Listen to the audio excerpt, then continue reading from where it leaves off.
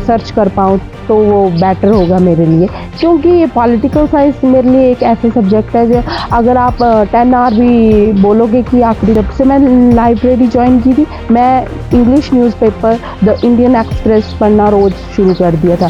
उससे जो मेरी थिंकिंग है काफ़ी वास्ट हो गई। को कई बार स्ट्रेस रहता है, कुछ रहता है, या फिर अंडरस्टैंडिंग नहीं बन पाती टीचर के साथ, या फिर कई बार होता है कि आगे वाले तो अच्छे हैं, होशियार हैं, लेकिन कुछ एक शरारती भी होते हैं, तो उसको कैसे टैकल करते हैं आप? जैसे कोई जैसे कंटिन्यूटी में 7-8 आवर प्रेपरेशन कर रहा है तो उसको माइंड भी रिफ्रेश करना चाहिए थोड़ा।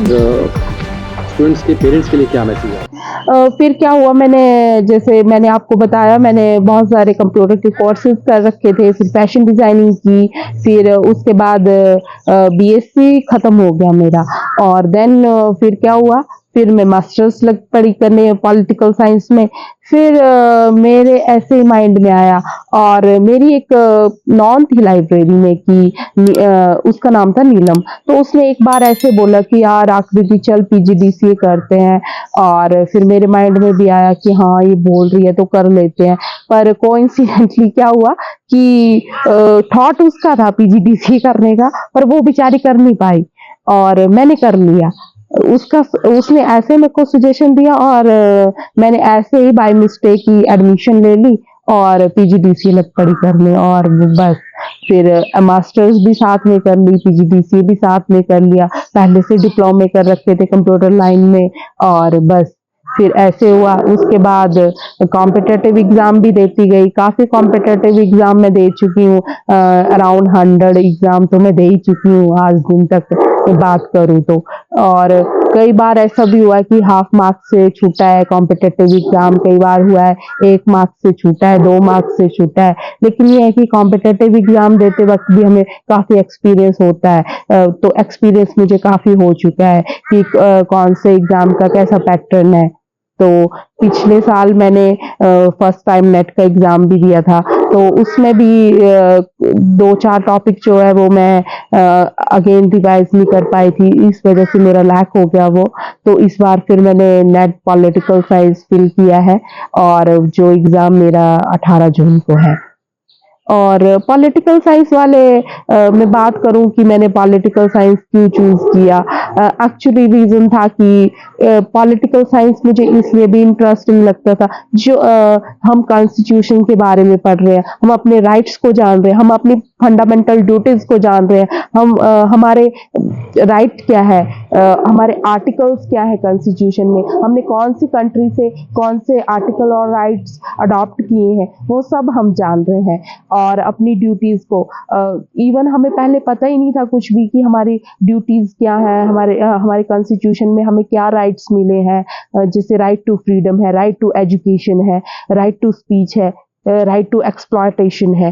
तो अपने फंडामेंटल राइट्स भी हमें पता चल रहे हैं, और हम डायरेक्ट जाके अगर हमारा कोई राइट वायलेट हो रहा है तो उसको डायरेक्ट जाके हम सुप्रीम कोर्ट में अपील कर सकते हैं। अभी टीचिंग करियर में है तो बच्चों के साथ क्या क्या आप देखते हैं कि क्या क्या उनको समस्याएं आती हैं, या आप कैसे टैकल करते हैं, या आप फैमिली में इशू रहते हैं तो कैसे टैकल करते हैं?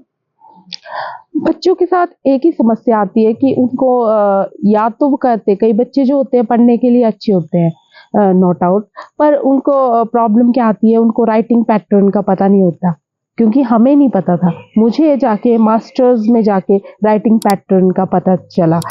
एग्जैक्टली मास्टर्स में भी जब मैंने फर्स्ट एग्ज़ाम दिया पॉलिटिकल साइंस एमए से, तो फेल होगी मैं, उसमें भी 35 मार्क्स आए मेरे, उसमें भी 40 मार्क्स चाहिए थे और 35 मार्क्स आए। क्यों? कंटेंट मैंने सारा पढ़ा था, बुक से सब कुछ पढ़ा था, बहुत इजी पेपर था, और तो मैं फेल होगी, तो मैंने रियलाइज़ किया कि मैं व्हाई आई एम फेल, क्योंकि मेरा राइटिंग स्टाइल ठीक नहीं है, क्योंकि मैं पॉइंट टू पॉइंट लिख रही हूँ, लेकिन नहीं, आर्ट्स में ऐसा नहीं चलता, आपको इलैबोरेट करके लिखना पड़ता है, चीज़ों को हाईलाइट करना पड़ता है, आपको कोई भी चीज़ अगर समझानी है तो वो बाय मैप समझानी पड़ती है, वो मैंने मैप ड्रॉ नहीं किए, मैंने हाईलाइट नहीं किया चीज़ों को, मैंने जो भी रियल लाइफ एग्जाम्पल नहीं डाले, जैसे रशिया यूक्रेन का वॉर हो रहा था तो वो सब मैंने अपने आईआर के पेपर में डाला, और ताइवान के साथ कुछ चाइना का कॉन्फ्लिक्ट चला था, वो मैंने आईआर के पेपर में डाला क्योंकि मैंने उस चीज़ को एनालाइज कर लिया था। क्योंकि जब से मैं लाइब्रेरी ज्वाइन की थी, मैं English newspaper the Indian express पढ़ना रोज शुरू कर दिया था। उससे जो मेरी थिंकिंग है काफ़ी वास्ट हो गई। वहाँ बहुत अच्छे आईआर के टॉपिक्स आते थे उस न्यू। और एक और चैनल है स्टडी आईक्यू करके। स्टडी आईक्यू जब से मैंने सुनना शुरू किया, मेरी नॉलेज काफ़ी वास्ट हुई है। और मैंने एमए के पेपर में भी स्टडी आईक्यू से काफ़ी एग्जाम्पल दिए। तो आईआर के पेपर में मेरे 100 में से 73 मार्क्स रहे इसी वजह से। तो अभी मैं वही बात कर रहा था कि अभी बच्चों को जैसे अभी आपके 10th के पेपर हुए, प्लस 2 पेपर हुए, तो उसमें आपका कैसा एक्सपीरियंस रहा कि आपका राइटिंग पैटर्न उनको कैसा लगा? या मैं 10th और प्लस 2 के बच्चों को कंप्यूटर साइंस पढ़ाती हूँ। तो मैं उनको एक ही चीज़ बोलती हूँ कि कंप्यूटर जो है एक टेक्निकल सब्जेक्ट है, तो आप पहले अंडरस्टैंडिंग लाइए उस चीज़ में, पहले प्रैक्टिकली करिए। अगर एमएस एक्सेल है तो उसको करके देखिए कि एग्जैक्टली वो एमएस एक्सेल है, या विंडो 10 है तो एग्जैक्टली उसको पीसी पे देखिए कि ये विंडो 10 है, इस विंडो 10 में लाइव टाइल्स आ रही हैं कि नहीं। मैं प्रैक्टिकल नॉलेज की ज़्यादा बात करती हूँ। और अगर एग्जाम पॉइंट ऑफ व्यू की बात करें तो कैसे? तो मैं उनको बोलती हूँ कि आप अपने वर्ड्स में लिखिए, जरूरी नहीं आप बुक से क्रैम करके लिखें, आप अपने पॉइंट ऑफ व्यू से लिखें। पहले चीज़ों को अंडरस्टैंड करें, फिर अपनी वर्डिंग में लिखें, क्योंकि एग्जामिनर ज़्यादा मार्क्स देता है जब हम अपनी वर्डिंग में लिखते हैं, क्योंकि हमने चीज़ों को क्राइम करके नहीं लिखा है, हमने अपनी अंडरस्टैंडिंग के साथ लिखा है, इसलिए फिर हमें एग्जामिनर ज़्यादा मार्क्स देता है। और मैं एक चीज़ और बोलती हूँ कि आप देखिए कि क्वेश्चन आपको 5 मार्क्स का दिए तो आप उनको 5 मार्क्स के अकॉर्डिंग ही अटेम्प्ट करें। ये नहीं कि आप 2 मार्क्स के अकॉर्डिंग उसको अटेम्प्ट करके आ रहे हैं पेपर में, तो आपके जो मार्क्स है वो इंक्रीज हो जाएंगे। और तीसरी बात मैं उनको बोलती हूँ कि क्वेश्चन नंबर 1 लिखा है पेपर में तो क्वेश्चन नंबर 1 ही डालो, 2 मत डाल लो। कई बच्चे करते हैं 2 डाल देते 3, क्योंकि एग्जामिनर के पास इतना टाइम नहीं है कि वो आपकी कॉपी चेक करे। 5 मिनट्स पर कॉपी होते हैं उनके पास, और पैसे भी उनको लिमिटेड ही मिलते हैं एक कॉपी चेक करने के। तो मैं यही बोलती हूँ कि आप पेपर को इतना क्रिएटिव करो और इतना अच्छा लिखो कि राइटिंग अपनी अच्छी लिखो, आप क्रिएटिवनेस दिखाओ पेपर में कि एग्जामिनर 5 मिनट्स में आपका पेपर चेक कर ले और मार्क्स आपको अच्छे दे। और मैं उनको बोलती हूँ कि चीज़ों को भी हाईलाइट करो आप। अगर आपको लगता है कि आंसर में कुछ इंपॉर्टेंट चीज़ें हैं तो उसको आप हाईलाइट करो या अंडरलाइन करो, ताकि एग्जामिनर जल्दी से समझ पाए कि क्योंकि हमें एग्जामिनर को समझाना होता है आंसर में कि हम क्या लिख रहे हैं एक्चुअली में। जी, बहुत बड़ी बात की आपने। तो साथ साथ में अदर देन स्टूडेंट को कई बार स्ट्रेस रहता है, कुछ रहता है, या फिर अंडरस्टैंडिंग नहीं बन पाती टीचर के साथ, या फिर कई बार होता है कि आगे वाले तो अच्छे हैं, होशियार हैं, लेकिन कुछ एक शरारती भी होते हैं, तो उसको कैसे टैकल करते हैं आप? तो देखो स्टूडेंट्स के भी डिफरेंट टाइप है, कोई शरारती होंगे, कोई पढ़ने में अच्छे होंगे, कोई पढ़ने में अच्छे नहीं होंगे। लेकिन टीचर का काम है कि वो वीक स्टूडेंट को भी टैकल करे और जो स्ट्रॉन्ग स्टूडेंट है उसको भी टैकल करे, क्योंकि हो सकता है कि वीक स्टूडेंट्स के साथ हमें ज़्यादा मेहनत करनी पड़े। हो सकता है कि जो स्टूडेंट है वो स्ट्रेस में है, तो हमें उनसे पूछना चाहिए कि क्या प्रॉब्लम है उन्हें और हम उसमें क्या हेल्प कर सकते हैं उनकी, और वो हम प्रॉब्लम को कैसे टैकल कर सकते हैं। कई बार क्या होता है कि बच्चों की पेरेंट्स के साथ नहीं बनती, या पेरेंट्स की बच्चों के साथ नहीं बन पाती, स्कूल के स्टूडेंट्स की, या काम करके नहीं आते, कई बार ऐसा होता है, या फिर कुछ और इशू है, तो वो चीज़ कैसे देखते हैं? जैसे अब कई स्टूडेंट्स हैं मेरे 6th-7th में, वो काम करके नहीं आते। एक बार डांटा, दूसरी बार हमने थोड़ा बहुत मारा भी उन्हें, तीसरी बार वो फिर नहीं काम करके लाए, तो ये होता है, फिर मैं उनको लैब में ले जाके खुद काम करवाती हूँ कि बाकी लोग प्रैक्टिकल कर रहे हैं, आप किसी की कॉपी लो, आप नोट्स, मैं खुद बनवाती हूँ फिर, क्योंकि फिर तो टीचर की जिम्मेदारी है। अगर उनके नोट्स नहीं बन पा रहे हैं, घर में नहीं बन पा रहे हैं, 1-2 बार हम बोल रहे हैं, अगर वो तीसरी बार भी करके नहीं ला रहा है, तो ये तो फिर टीचर की रिस्पॉन्सिबिलिटी है कि वो कैसे भी करवाए उन्हें। अभी एक और बात आती है कि हम एक गैलरी में बहुत से बच्चे होते हैं जो गवर्नमेंट एग्जाम की तैयारी कर रहे होते हैं। हाँ जी। एक तैयारी में हमारा एक दशक चला जाता है कुछ एक लोगों का, तो उस बारे में क्या कहेंगे कि आपने 5 साल 10 साल एक ही पेपर के लगा दिए, या फिर तो उस बारे में उस व्यक्ति को या उस लड़का या लड़की किसी को भी उस समय कैसे अपने आप को मैनेज करना चाहिए या किसी और तरफ भी जाना चाहिए? एग्ज़ाम तो ठीक है। उस टाइम में आपको पेशेंस रखना चाहिए पहली बात तो, क्योंकि आपको पता है कि कंपटीशन इतना है, आप अच्छा भी कर रहे हो लेकिन कंपटीशन बहुत है और आपको पता है पॉपुलेशन भी इंडिया की बहुत इंक्रीज़ हो रही है डे बाय डे। हो सकता है कि आने वाले टाइम में हम चाइना को भी पीछे कर दें। पॉपुलेशन की भी मार बहुत पड़ रही है इंडिया में। तो और आपको पता है फिर इंडिया में क्या हो रहा है, बहुत से लोग जो इंजीनियर, डॉक्टर्स या अदर टीचर्स भी हैं, वो फॉरेन माइग्रेट कर जा रहे हैं क्योंकि यहाँ इतनी सैलरी नहीं दे पा रहे हैं। इंडिया गवर्नमेंट या इंडियन गवर्नमेंट नहीं दे पा रही है, तो फिर माइग्रेट कर जा रहे हैं वो। और दूसरी बात, जो गवर्नमेंट एग्ज़ाम की तैयारी कर रहे हैं, ठीक है आप एक पेपर की तैयारी कर रहे हो लेकिन आप अपना साथ में बैकअप प्लान भी रखिए। अगर जैसे कोई जो है वो सिविल सर्विस की प्रिपरेशन कर रहा है, बाय चांस उसका सिविल सर्विसेज में नहीं हुआ, तो सेकंड ऑप्शन वो ये रखे कि वो कॉलेज प्रोफेसर का ऑप्शन रखे कि वो रिसर्च में चला जाए। एक बैकअप प्लान ज़रूर लेके रखे अपने साथ, क्योंकि प्लान ए नहीं हुआ तो प्लान बी तो ज़रूर हो जाएगा। और खुद को मेडिटेशन के साथ भी काम रखे। और जैसे जैसे कंटिन्यूटी में 7-8 आवर प्रेपरेशन कर रहा है, तो उसको माइंड भी रिफ्रेश करना चाहिए, थोड़ा घूमना चाहिए। जैसे संडे को आप घूमने जाएं कहीं, अपने माइंड को रिफ्रेश करके आएँ, फिर दोबारा से आप कंटिन्यूटी के साथ अपनी प्रेपरेशन पे जुट जाइए। तो जो बच्चा पढ़ रहा है उसका फ्रेंड सर्कल कैसा होना चाहिए, या फिर घर के रिलेशन कैसे होनी चाहिए, या वो रिलेशनशिप में है तो कैसा होना चाहिए? क्योंकि वो एक टाइम है जहाँ पे कैरियर भी बनाना है और साथ में अपना रिलेशन भी होता है उस टाइम। जी। तो फ्रेंड सर्कल भी उसे अच्छा ही चूज़ करना चाहिए। अगर आपको पता है कि एक सेब खराब है, तो एक खराब सेब को हम अच्छे सेब के साथ रखते हैं तो दूसरा सेब भी खराब हो जाता है। तो उसको फ्रेंड सर्कल भी अपना अच्छा रखना चाहिए। ऐसा रखना चाहिए जो प्रिपरेशन कर रहे हैं या ऑलरेडी सर्विसेज में है, क्योंकि वो ही हमें अच्छी गाइडलाइन देंगे। अगर हम ऐसे किसी को फ्रेंड बना लेंगे तो वो हमारा बहुत सारा टाइम वेस्ट कर देंगे। एग्जैक्टली ऐसा होगा। और बात करूं मैं रिलेशनशिप की, तो रिलेशनशिप में भी हमें देखना चाहिए कि अगर हम उसको अपना 100% दे रहे हैं तो वो 50 तो दे।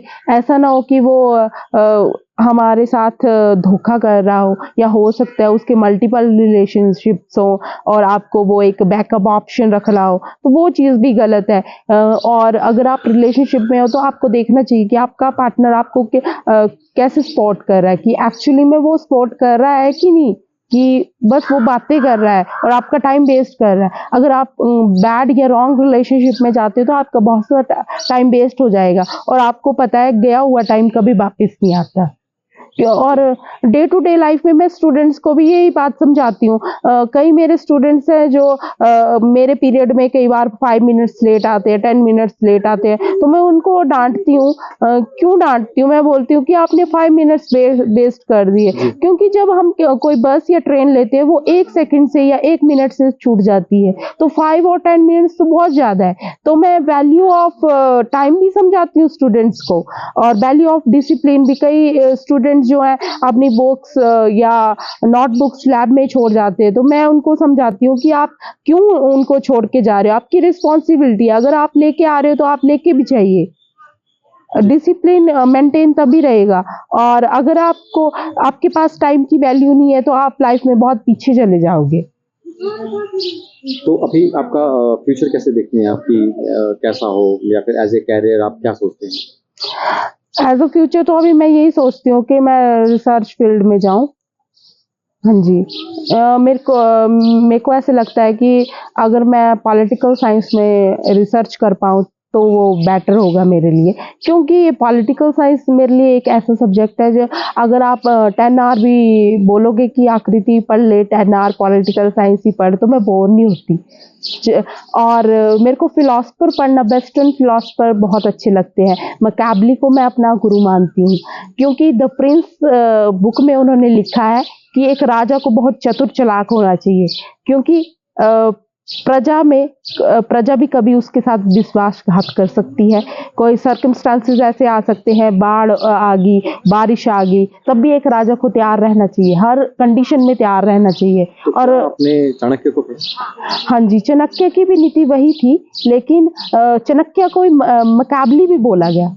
मकाबली और चाणक्य की जो नीति थी वो एक तरह की, बस ये डिफरेंस है कि वो वेस्टर्न फिलोसफर थे और वो इंडियन फिलोसफर थे। हाँ जी। और कोई मैसेज आप देना चाहें? यही कि, और जैसे सॉक्रेट्स थे, सॉक्रेट्स की एक बात बहुत अच्छी लगती है मुझे। उनको जहर तो दे दिया, जहर क्यों दिया उनको? वो चलते गए, किस लिए जाते थे? वो घर घर घूमते थे लोगों को एजुकेट करने के लिए, और लास्ट में राजा ने उसको जहर दे दिया, इसलिए कि वो लोगों को एजुकेट कर रहा है। एजुकेट कर रहा है क्यों? एजुकेशन से क्या है, लोगों में थिंकिंग डेवलप हो रही है, उनको नॉलेज आ रहा है, उनकी वास्ट हो रही है थिंकिंग, उनको अपने राइट्स पता चल रहे थे। तो सॉक्रेट्स को इसी वजह से जहर दे दिया कि लोगों को वो एजुकेट कर रहा था। और इसके लिए कुछ मैसेज ऐसा जो लोग अभी कैरियर की तरफ जा रहे हैं? मैं यही बोलूँगी स्टूडेंट्स को कि अगर आपका इंटरेस्ट अगर जिस भी साइड है, आप वही साइड परस्यू करें। अब किसी के प्रेशर में आके अपनी फील्ड मत चेंज करिए, क्योंकि ऐसा हमारे साथ होता था। हालांकि मेरे भी सोशल साइंस में 70 मार्क्स थे, I am very good in social science, but हमने अपना कैरियर चेंज कर दिया, हम मेडिकल लाइन में आ गए। हालांकि हम शायद स्टार्टिंग से हमने सोशल साइंस में कैरियर परस्यू किया होता तो हम बहुत आगे जा चुके होते। और स्टूडेंट्स के पेरेंट्स के लिए क्या मैसेज आप? मैं पेरेंट्स को भी यही बोलूंगी कि उन पे अपने जो फैसले वो ना थोपे। ये अगर बच्चा बोल रहा है कि उसको फोटोग्राफी करनी है तो उसको फोटोग्राफी करने दो, ये नहीं कि आप उसको बोलो कि नहीं तू डॉक्टर ही बन, ये बात बोलूंगी। क्योंकि कितने एक्टर हैं, हम उनकी मूवीज देखते हैं, कितने डायरेक्टर हैं जो डायरेक्ट कर रहे हैं इतनी अच्छी अच्छी मूवीज।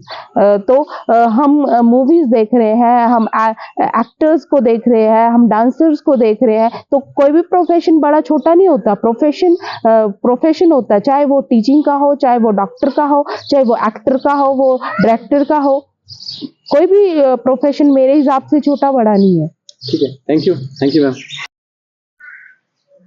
हेलो फ्रेंड्स, मैं विकास शर्मा। तो आज का हमारा जो पॉडकास्ट रहा वो आकृति जी के साथ रहा, जिसमें हमने कैरियर की बात की, रिलेशनशिप की बात की, और टीचर और स्टूडेंट का कैसा रिलेशन होता है वो चीज़ जाना।